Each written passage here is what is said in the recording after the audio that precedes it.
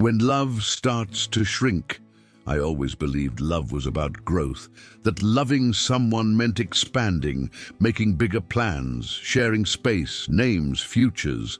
So when he asked me to stop introducing him as my future husband, something inside me shrank. It wasn't said in anger. There was no harsh tone. It was said with a controlled smile, almost casually, like someone commenting on the weather or traffic. Stop introducing me like that.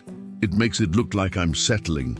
The sentence landed between us like a glass shattering on the floor.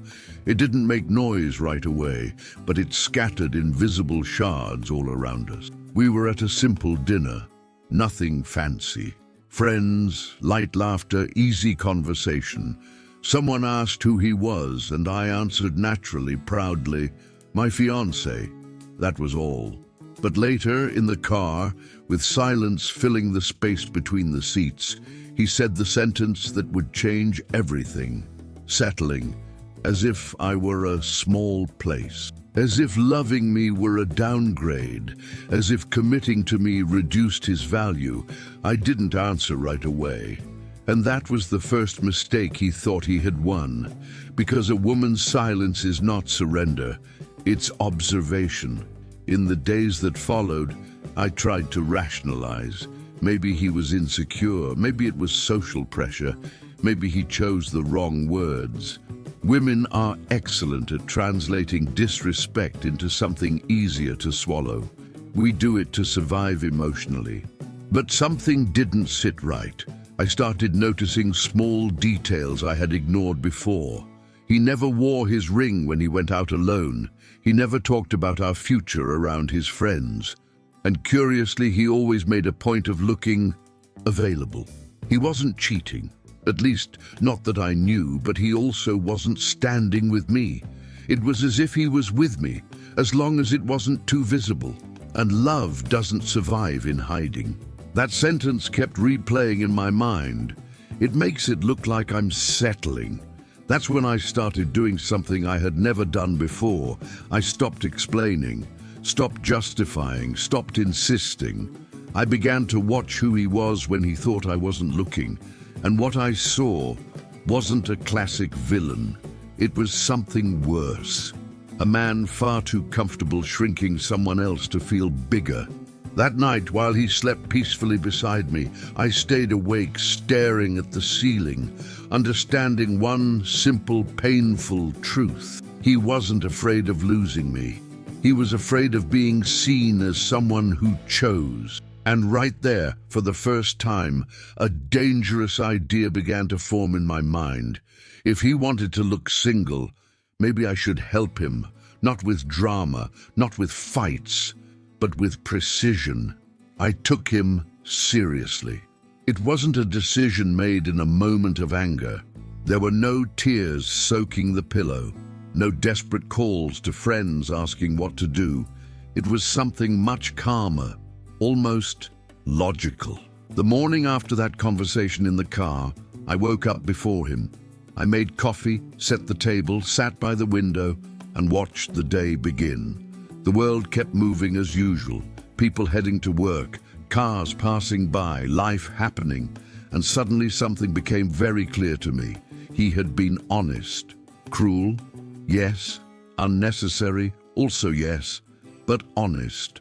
He didn't want to look committed. He didn't want to carry the symbolic weight of being the future husband. He wanted to keep the image of someone who was still choosing. So I decided to respect exactly that. That same week, we were invited to a birthday party. A casual setting, people who didn't really know us. Before, I would have done what I always did. Held his hand, smiled, introduced him proudly. This time, when someone asked who he was, I smiled and simply said, "Oh, that's Raphael." No extra explanation, no title, no expectation. He looked at me for a second longer than usual, as if trying to understand whether he had heard me right. Then he relaxed. He seemed pleased. And that's when I understood something disturbing. That was exactly what he wanted. In the days that followed, I repeated the behavior. No announcements, no us, no future embedded in my words. I didn't do it as punishment. I did it as a mirror. And mirrors scare people who don't like what they see. Curiously, he started looking more confident in public, more outgoing. He spoke more, laughed louder, told stories as if he were on display. I watched it all carefully. There was no cheating, but there was performance. And above all, there was a silent absence of me, even when I was right there. That's when something changed inside me. I stopped organizing my life around his presence. I started going out alone, accepting invitations without checking with him, occupying spaces I had quietly shrunk to fit his comfort. And the more I grew, the more confused he became. One night, as we were getting ready to go out, he commented, almost like a joke, "You've been different." I smiled at my reflection in the mirror. Different how? More distant. Funny how men call it distance when a woman stops begging for presents. "I think I'm just busy," I replied naturally. He didn't push, but something in his eyes shifted. For the first time, there was a question there. The problem is that questions asked too late rarely receive gentle answers. That weekend, we ran into an old friend of his. Conversation flowed, and the friend asked, "How long have you two been together?" Before I said anything, I waited. Raphael answered, "It's been a while." That was it. No, we're engaged. No, we're getting married. No pride. I simply smiled and kept sipping my wine. And at that moment, something very interesting happened. He became uncomfortable. Later in the car, he broke the silence. "You didn't say anything." "About what?" I asked sincerely. "About us. Us." The word that once bothered him now seemed to be missing. "You asked me not to introduce you that way," I said calmly. I just respected it. He went quiet, and this time, his silence wasn't comfortable, because the game had changed, and he hadn't realized it yet. What he didn't know, not yet, was that while he was trying to look single, I was learning what it felt like to be free. The day he noticed the silence. If there's one thing men like Raphael understand perfectly, it's a stage. They may not fully understand emotions, but they understand very well when the spotlight shifts. And that week, the spotlight began to move, slowly, almost politely. It started with something small. I stopped announcing every step of my life as if I needed permission. Before, I would say, "Love, I'm going out with my friend. Is that okay?" Now I said, "I'm going out with my friend. See you later." The difference wasn't aggressive. It was final. And that unsettles anyone who got used to being the center without earning it. On Wednesday, I had an important meeting at work. One of those meetings where you need to be impeccable because any mistake turns into a label. I got ready calmly, hair neatly tied, light perfume, minimal makeup, nothing excessive. When I walked out of the bedroom, he was on the couch, scrolling on his phone. He didn't look up right away. Then he did, and he paused. "Wow, you look beautiful," he said, as if he had just discovered something surprising. I smiled. "Thank you."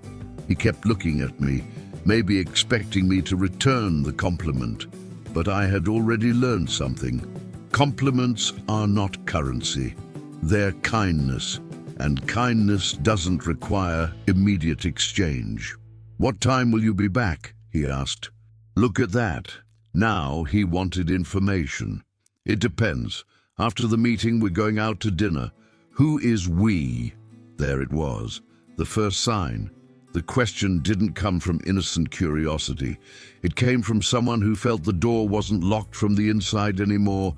"Me and the team," I replied simply.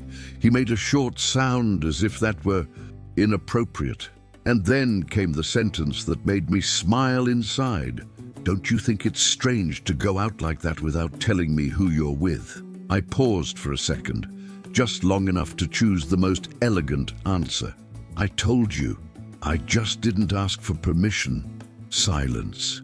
The kind of silence that happens when someone realizes they're arguing with logic itself. I left the house feeling light, and for the first time in a long while, I felt something I hadn't felt beside him.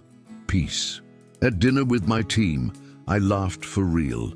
The kind of laughter that makes you want to breathe deeply afterward. It wasn't about flirting. It wasn't about revenge. Not yet. It was about existing again. In the middle of that dinner, I received a message from him. Is everything okay?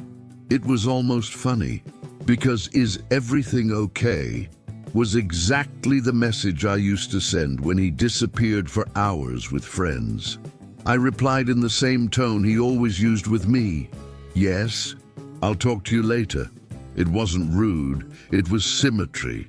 When I got home, he was awake, sitting on the couch as if he had stayed there on purpose to look concerned. You took a while, he said. I told you we were going to dinner, but I thought you'd be back earlier. Look at that, he thought. Men like Raphael live a lot on what they think. They think love is guaranteed. They think the woman will stay. They think snapping their fingers puts everything back in place. I placed my bag on the table, took off my shoes calmly and said, I think you're getting used to something you shouldn't. He frowned. To what? I smiled with the kind of sweetness that irritates more than any argument. To the idea that I need to prove I'm here. He opened his mouth to reply, then didn't, and for a brief moment I saw something rare in him. Insecurity. The next day we went to lunch with a couple of friends, and a scene unfolded that, if this were a movie, I would have asked the director to keep exactly as it was, because it was perfect. The friend's wife asked, So, when's the wedding? Have you set a date yet? I stayed quiet. Raphael looked at me as if I were the department responsible for answering commitment questions, and I, very politely, kept cutting my food. He cleared his throat. We're figuring it out. The woman laughed. Come on, you've been engaged for so long. That's when he did what he always did. He tried to look superior. We're not in a rush. You know, you have to be sure. Sure. I almost laughed at how absurd that word sounded. But I didn't react. I simply looked up at him and said, with the calm of someone signing a contract, Of course, certainty is important. He stared at me like I had said something dangerous, and I had, because in that moment he understood I was agreeing, not arguing, not begging, not trying to convince, agreeing. After lunch, in the car, he asked the question that confirmed everything. Are you mad at me? I laughed softly. No sarcasm, just honesty. No. Then what is this? I took a breath, as if explaining something simple to someone who kept complicating things. This is you getting exactly what you asked for. He went silent, and in that silence, I realized something important. He wasn't upset because he had hurt me. He was afraid because he was losing me. And there is a huge difference between the two. That night while he slept, I opened my phone and did something I hadn't done in a long time. I opened my notes and wrote, if he wants to look single, he's going to get the full experience. And for the first time in a long while, I smiled before falling asleep, because I already had a plan, and my plan wasn't to destroy anyone.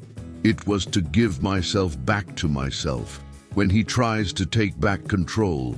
There is a very specific moment in every story like ours, an exact point when the man realizes he has lost something, but still believes he can recover it with a well-rehearsed gesture. Raphael reached that point on a Friday night. I was sitting on the couch reading when he appeared with 2 glasses of wine. He placed one in front of me with a smile I knew well. It was the everything is under control smile. We've been kind of strange lately, haven't we? He said, sitting beside me. Interesting how strange is what they call it when a woman stops behaving the way she used to. I think we're just living, I replied without taking my eyes off the book. He laughed, a little nervous. You've always been more intense. Now you seem distant. Distant. That word again. Maybe I'm just taking up the space that has always been mine, I answered. He took a sip of wine, clearly trying to keep the conversation in safe territory. There's a company gathering on Saturday. You're coming with me, right? There it was. The invitation that wasn't really an invitation. Before, I would have said yes without hesitation.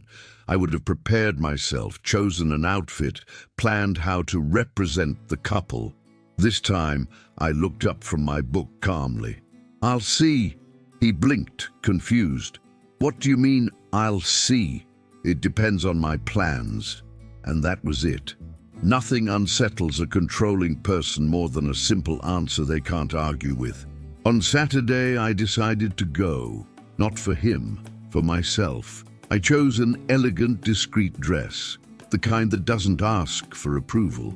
I didn't hold his hand when we arrived. I walked beside him, not behind, not clinging. And it was there, in that room full of his co-workers, that the main piece of the game began. Raphael was clearly in performance mode, introducing himself, speaking loudly, telling stories. I watched calmly, until a woman from the marketing team approached and asked, smiling, "And you are—" I smiled back. "I'm Anna." Just that. She looked at Raphael, waiting for more. He hesitated for half a second too long. "Oh, she's with me." With me. Not fiancé, not future wife. With me. I almost thanked him silently. "Nice," the woman said and moved on. Raphael looked visibly uncomfortable. It was as if something was wrong with the script. And it was. Later, an older executive commented, "I thought you were married." Raphael laughed too quickly. No, not yet. Not yet." Very politely, I added, "He prefers it that way." It was said with a light smile.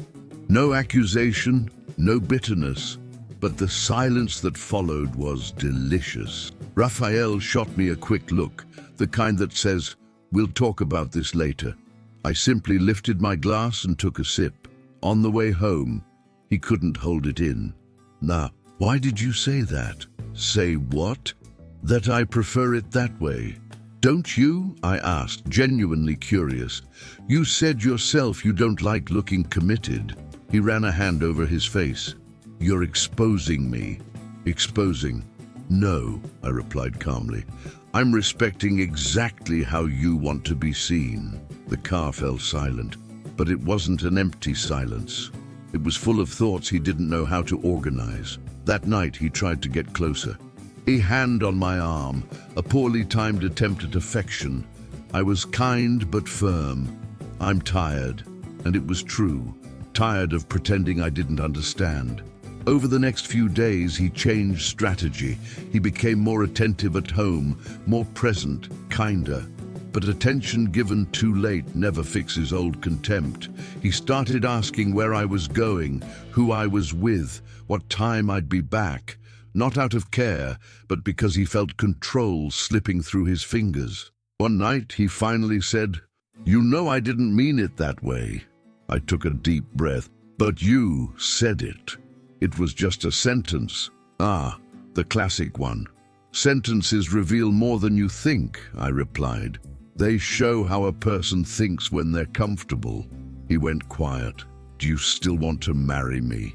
he asked, almost in a whisper.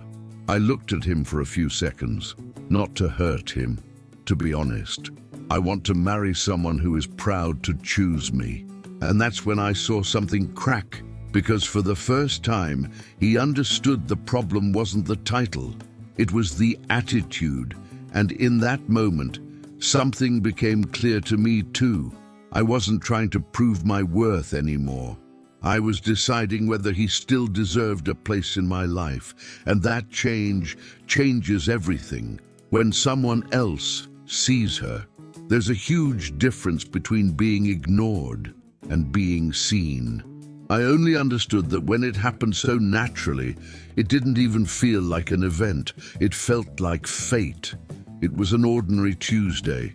No big expectations. I had left work early and decided to stop by a new cafe near my place. A small, cozy spot with light wood tables and soft music. I sat by the window, ordered a coffee, and opened my laptop. I wasn't there to be noticed. I was there to breathe. This place has a strange way of making you forget about time, doesn't it? The voice came from behind the counter. A man making coffee, calm smile, unhurried. He wasn't flirting. He was simply present. It really does, I replied. First time here? Yes. Then you chose well. He placed the coffee on my table carefully, as if that small gesture mattered more than it actually did. His name was Lucas. I knew because it was on his name tag, and because he made a point of introducing himself when he came back a few minutes later. There were no long stares, no charged atmosphere. There was conversation, something rare. We talked about work, books, trips we haven't taken yet. He listened, he didn't interrupt, he didn't try to impress me. And that was new. When I went to pay, he said, "It's on the house today. You don't have to." I know, but I want to. No debt, no implied exchange, no game. I left the cafe smiling, and only then did I realize how used I had become to being invisible. That night when I got home, Raphael was sitting at the table, scrolling on his phone. "You took a while," he said automatically. "I stopped by a cafe. Alone? Look how the word had changed weight." "Yes," he looked up. "You've been going out alone a lot." I took off my coat calmly. "You always wanted to look single. I'm just matching the rhythm." He sighed, impatient. "That's not it."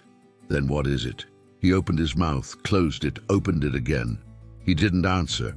Over the next few days, I started going back to the cafe more often, not because of Lucas, because of the atmosphere, because of the feeling of existing without tension. But Raphael noticed. He noticed because when someone starts truly seeing you, you change without realizing it. You walk differently. You breathe differently. You take up more space. "That guy from the cafe," he started one night. "Is he hitting on you?" I laughed, truly. "It's funny," I replied. "You never cared when I felt small, but you care when someone treats me well." He went quiet. "Are you flirting?" "No." "Then why do you seem happy?" There it was, the real question. I looked at him. "Because I remembered who I am when no one is trying to hide me." The sentence hung between us like a mirror too large to ignore. The following Saturday, we went to a bigger event. Mutual friends, more people, more exposure. Raphael was different, more attentive, more tense.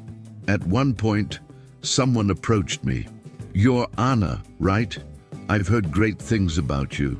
She was a co-worker of a friend. We talked for a few minutes. Raphael watched from a distance. When the woman walked away, Raphael came over too quickly. "You're drawing attention," he said quietly. I smiled. "I always did. You just didn't like it when it reflected on you." He swallowed hard. "Are you doing this on purpose?"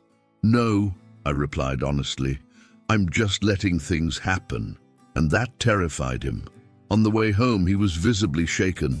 "You're pulling away from me," he said. I thought before answering. "No, I'm stopping myself from shrinking." He fell silent, and in that silence, I understood something fundamental. When a woman stops begging for recognition, she doesn't become cold. She becomes visible, and those who failed to see her before start to fear losing her. Too late for scenes. When a man feels he's losing something he always considered guaranteed, he usually turns to theater. Raphael was no different. The following week, he became the perfect version of himself. He woke up early to make coffee, sent messages during the day, asked how I was, how my meeting went, whether I needed anything. He was attentive, kind, polite, and completely late. Not because it was fake, but because it came from fear, not respect. "I got reservations at that restaurant you like," he said one night, smiling carefully. "We need some time just for us." Us. The word suddenly returned to his vocabulary with curious urgency. I accepted the dinner, not to give hope, to be sure. The restaurant was beautiful, low lighting, elegant atmosphere, everything carefully planned to feel meaningful. He spoke softer, listened more, agreed more. "I've been thinking a lot," he said, holding my hand across the table. "I think we lost ourselves a bit." I looked at that hand, the same one that used to let go of mine in public, the same one now holding too tightly. "Sometimes people get lost when they stop seeing each other," I replied. He nodded quickly. "Exactly. I messed up. Messed up." The words came out clean, but shallow. "How did you mess up?" I asked calmly. He blinked. "I was immature." "About what?"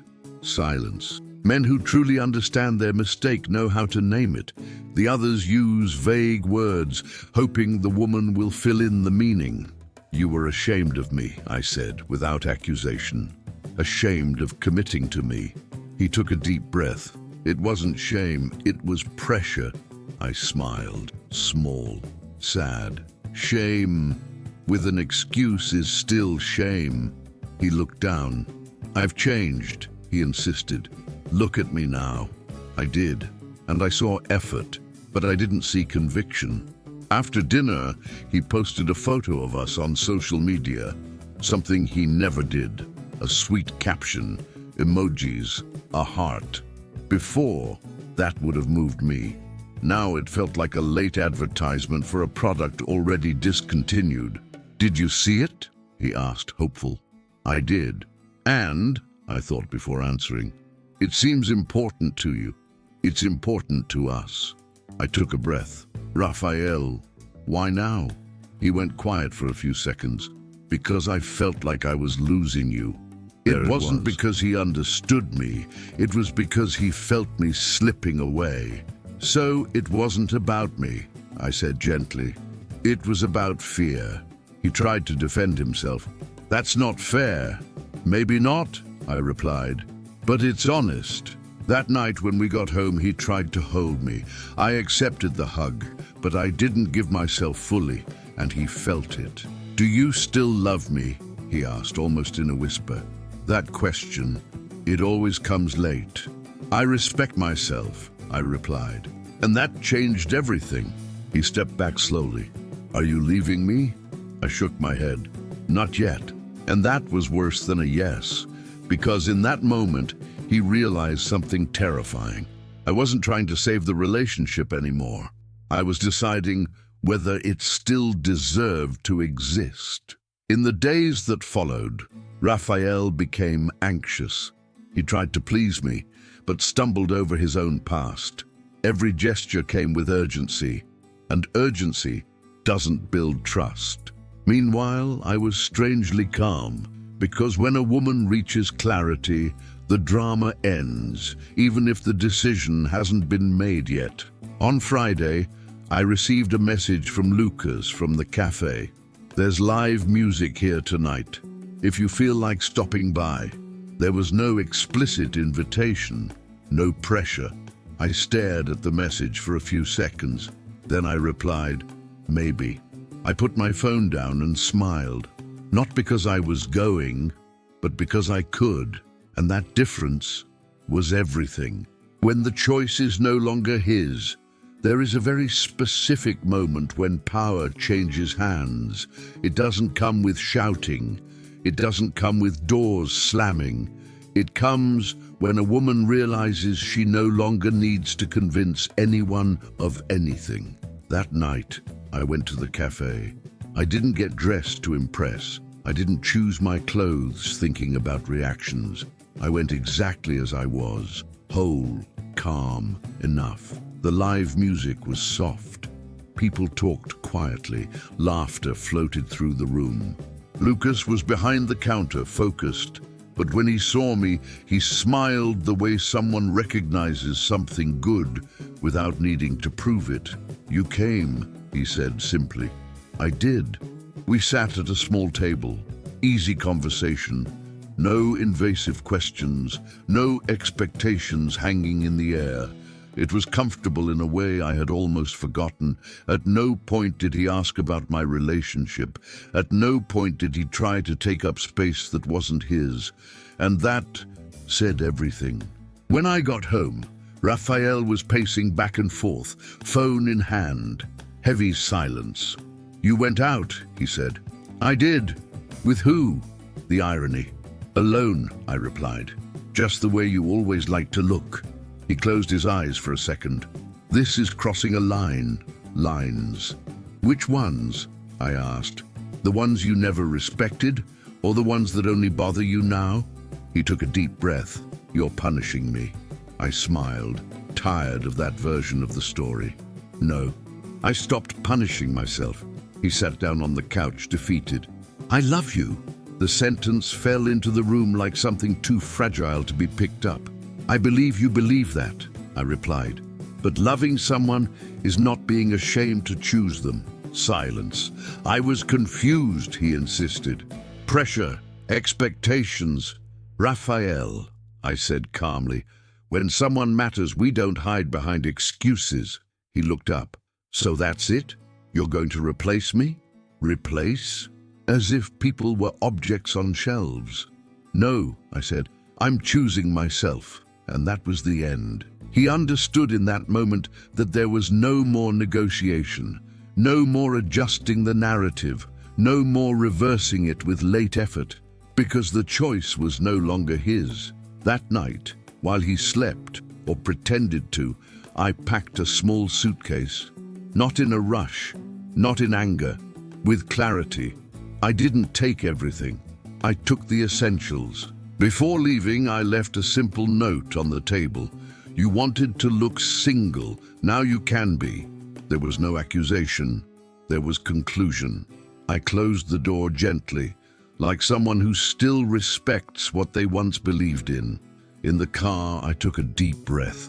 I didn't cry, because tears happen when there's still doubt. And I had none.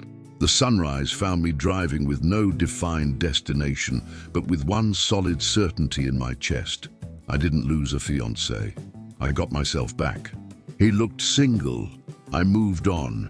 Freedom didn't arrive like an explosion. It arrived as silence, a good silence, the kind that doesn't demand explanations. In the first days after I left, I stayed in a small apartment a friend had lent me. Nothing permanent. Nothing grand, but it was mine, and that made all the difference. I woke up on the first morning without the feeling of emotional debt to anyone.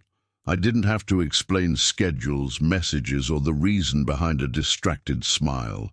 For the first time in a long while, I existed without being edited.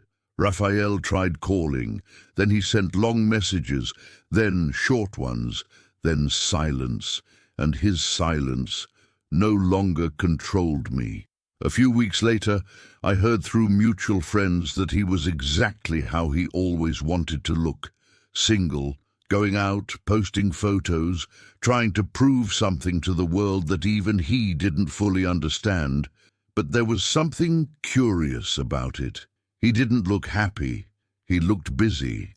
The kind of person who needs constant movement to avoid facing his own reflection. I, on the other hand, was far too calm for someone who had lost a fiancé. I went back to the cafe a few times. Lucas never pushed anything, never asked what I didn't want to share, and that spoke more about character than any beautiful speech ever could. One day, casually, he said, "You have a strong presence, the kind that doesn't ask for space. It takes it." I smiled, because that sentence didn't inflate my ego. It simply confirmed something I already knew. It was never about him. It never was. It was about allowing someone to make me smaller so they could feel bigger. Months later, I ran into Raphael by chance. A random event, familiar faces, polite conversation. He looked at me like someone seeing what they lost without knowing exactly when it happened. "You look good," he said, not as a question, as a realization. "I am," I replied. He hesitated, then said, "I was an idiot." I thought before answering. "You were very honest with yourself, and very careless with me." He lowered his eyes. "If I could go back—" Ah, that sentence. "You got exactly what you asked for," I said calmly. And so did I.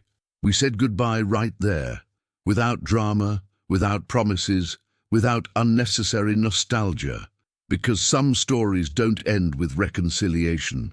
They end with clarity. And clarity is freeing. Today, when I think about that sentence, it makes it look like I'm settling. I smile, not with resentment, with relief. Because if loving someone requires me to shrink, then it isn't love. He wanted to look single. I helped. And by doing that, I gained something far better than an insecure fiancé. I gained myself, whole, visible, and no longer apologizing for existing. If this story touched your heart, please subscribe to Stories We Tell, leave a like, and share it with someone who needs to hear it. Your support helps us keep creating stories about love, forgiveness, and second chances, because stories that touch the heart deserve to be told and remembered. Thank you for being here.